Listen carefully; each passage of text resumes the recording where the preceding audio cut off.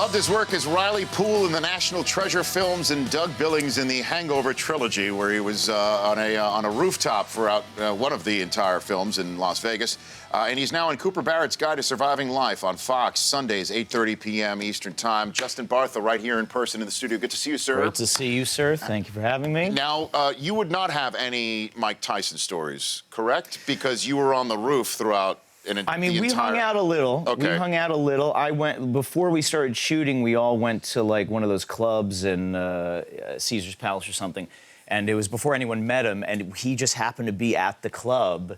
And mere happenstance. It's pure happenstance. And we kind of went and we kind of little danced, tried to dance a little with Mike Tyson. And you mean I thought you meant like a verbal dance to try and No, we didn't have the verbal dance. I think we were better at the physical dancing. So, yeah. It was just, let's paint this picture. Yes, please. Fully. Please. So it's you, was Galifianakis out Everyone there? was there. Bradley Cooper? Everyone was there. Was Ken Jeong, the whole bit? The whole shebang? I'm not sure Ken was there, because if Ken was there, he would have been on the stage dancing. He would have been up there, too. Yeah. And you and all of you with Tyson. Yes. Cutting the rug, so Well, it was it's before we met him, so he was just sitting there, I think maybe with a couple ladies, and we're like, oh my God, he's there. Do we go and introduce ourselves? Yes. Blah, blah, blah. So we go, and before you meet Mike Tyson, obviously you're a little scared at first. Sure. But then once you meet him, it's like he's the best. Right. And we ended up hanging out and dancing a little, and he's a sweetheart. And it's all smooth, and then suddenly the tigers, you got the live tigers, yes. a chicken. Everyone's missing an ear. Yeah. There's something like that. Absolutely. And so you are from the great state of Michigan. I am from Michigan. Okay. Yeah. And so that is your love of the Pistons. Is that where that comes from? What are your teams then, I moved to Michigan from Florida when I was 9, and then so we in Florida. My dad is a big Yankees fan, so the Yankees did their spring training in Florida, and we used to Tampa. Exactly. And we used to go to the spring training a lot and watch the Yankees. So I was a huge Yankees fan. Mm-hmm.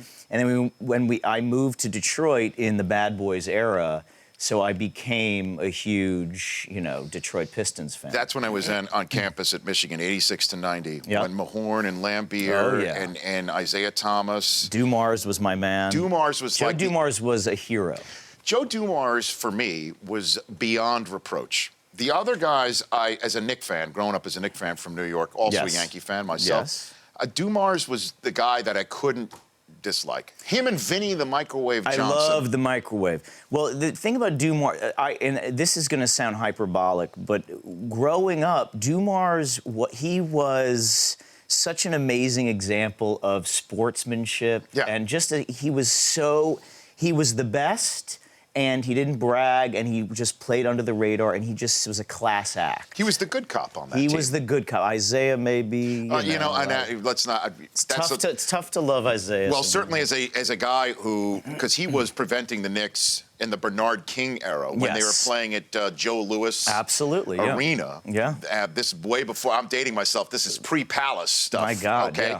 Yeah. So Isaiah with Kelly Tripucka was standing in the Knicks' way when Hubie Brown and Bernard King were trying to win championships. Listen, Isaiah was the man. He was the man, but he's hard to. You're either a Dumars guy or an Isaiah guy. Yeah. Well, if I had to choose, and I didn't want to, because I was sitting there on the campus at Michigan watching them reach their ascendancy. I was a Dumars guy, and he was the one who would. You can't say lock up or lock down Michael Jordan, but he was the guy that was what I tuned in for. Yeah.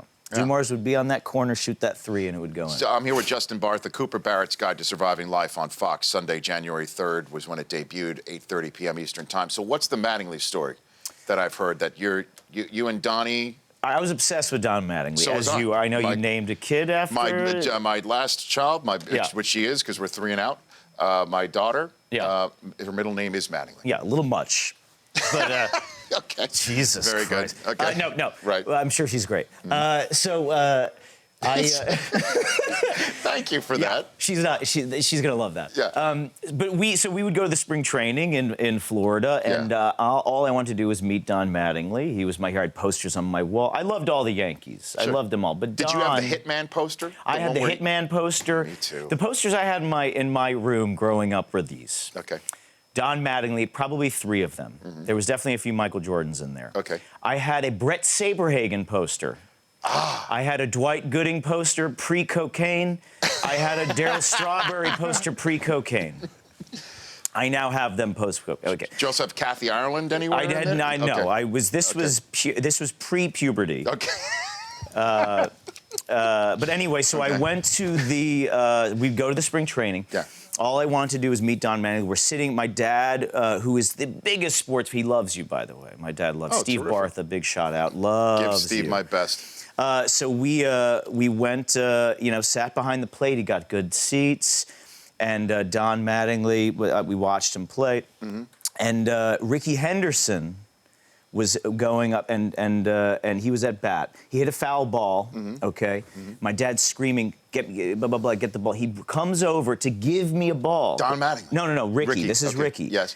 And he hands a ball to pass over to me, and an older woman who was sitting there stole the ball. What is the matter with this woman? I don't know. She's an awful human being. And then Ricky Henderson goes, see me after the game. We're like, okay, whatever. So we go after the game, and we're waiting to meet Don Mattingly. Mm-hmm. A limo comes out. Limo comes out. Don Mattingly with the window open. He comes out, stops for a second. Don, please. Window up, gone. Crushed. Crushed. Then Ricky Henderson walks out. Yes. Starts signing, and my dad goes, hey, remember? He brings a ball, signs it for me, gives me the ball, says, I remember, gives me the ball. Ricky Henderson, favorite player. Don Mattingly, never thought of again. Poster comes down off the wall. Did you really tear his poster down? Tore it up. But sometimes Took a leak on it. He might not have heard you. might not have heard you. Might not Poured have... coffee on it.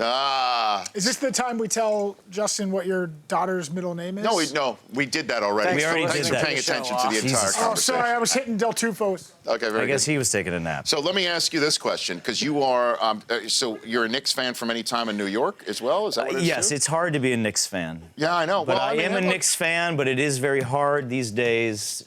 Yes. Well, I was about to turn it over to my Chris Command Center, because before we get to Cooper Barrett's Guide to Surviving Life, there is a Knick in particular that they want to ask you about.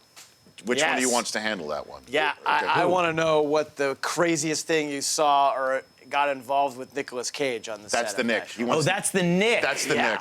Yeah. He wants. It's 'Cause not he an is- actual. he is an See what I insane did? person. See, that's how I got it to. I mean, we got involved with a lot of crazy stuff, but I can't really talk about it. I mean, So John Voight on the set, too. I mean, John Voight was there. I love John. All of those guys are the great. I mean, Sean Bean was also there, who's a badass. Still has Ed his Harris hand in was on those. I mean, a lot of great actors were in those movies. Right. But, Nick, it's so hard to pick one, but we once went to New Orleans. I mean, he dresses in like an orange snakeskin jacket, and you go out into New Orleans, and it's like, life is a story. Every single day is a story with that dude.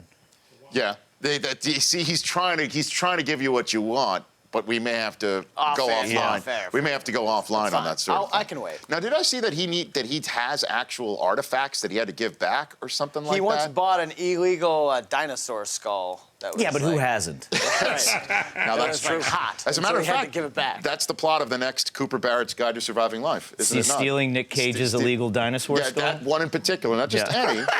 Not just any. Just the any. Brontosaurus. So tell me about this new show that's on Fox. We're seeing it basically commercial every break there is in any NFL game. That we're Yeah, seeing I right now. apologize for that. I'm not sure if okay. the NFL audience is the demographic It's not? for us exactly. Okay. But hopefully some of the guys and ladies like it. It is. It's really great. It's a lot of fun, and the show really gets better, picks up steam as we go along. But it's about life in your 20s after college, before you kind of figure it all out. And it has the structure of The Hangover, where it kind of starts with our guys and girls in a precarious situation, and then you have to reverse engineer and figure out how they got there.